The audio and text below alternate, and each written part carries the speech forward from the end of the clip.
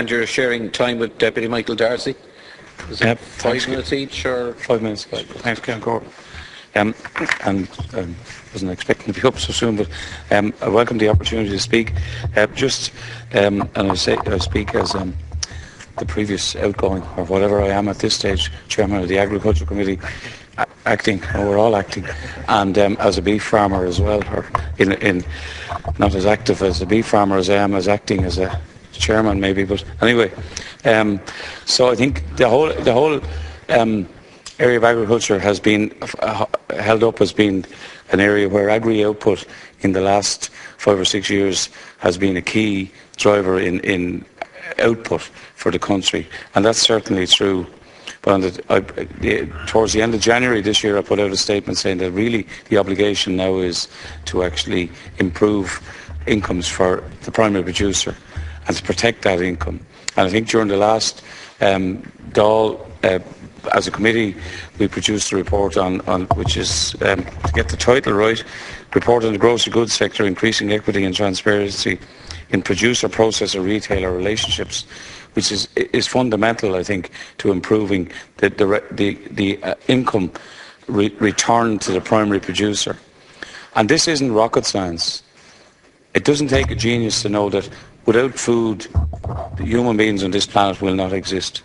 And there's an obligation on legislation, on people within the industry and people at both at national and global level to allow countries and areas in the world that can produce food in the most environmentally friendly way, in the most welfare friendly way, to allow it to continue to do it.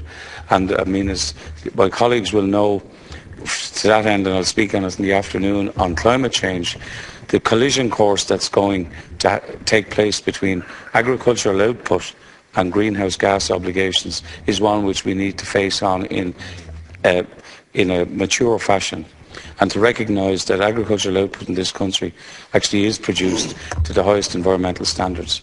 On the issue of TTIP, as a committee, I think we all agreed the submission that was made, though we didn't all agreed the process on the preconditions to any agreement with TTIP, that actually the Irish and we put that into the Commission. I think a far greater threat, and one which was sort of under the radar for a certain amount of time, but has manifested again, is Mercosur, which is really the one that I think we need to concentrate on collectively here and just approach it. I'd be very, very sceptical about any benefits to the Irish agricultural sector if Mercosur, as it seems to be currently being negotiated, were to become a reality. Just going back to the grocery goods end of it, the new regulations which were brought in, and I just got them printed off there, which are very binding, came into place last Saturday, the 30th of April. The Director of Regulation within the CPCC, the Consumer and Competition Protection Commission, has to produce by next March a report on how they have implemented those regulations across the retail sector, retail and wholesale sector, anyone with turnover in excess of 50 million.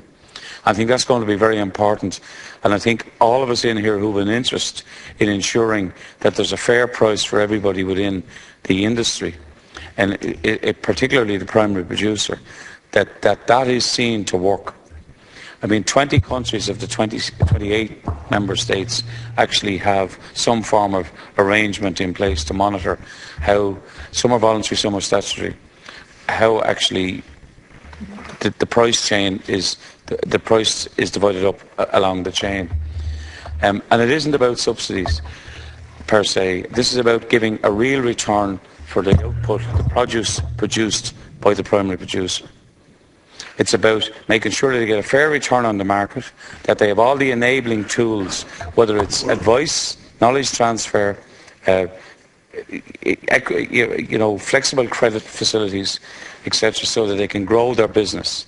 And that's what we need. We need young, trained professionals who can expect a lifestyle and an income, not to be millionaires, to have a lifestyle. I have sons who I'd like, one of them might come home. But I know at the moment, unless they have another income stream, and it's not a small farm, it's not a massive one, but unless they have another income, it's not an option, a a realisable objective for them. So I think that that's the area that we have to concentrate on, and it is doable. And it is a precious, finite resource. But I've finished now, Chair. On land use, I think we need to look at land use as opposed to an agricultural policy.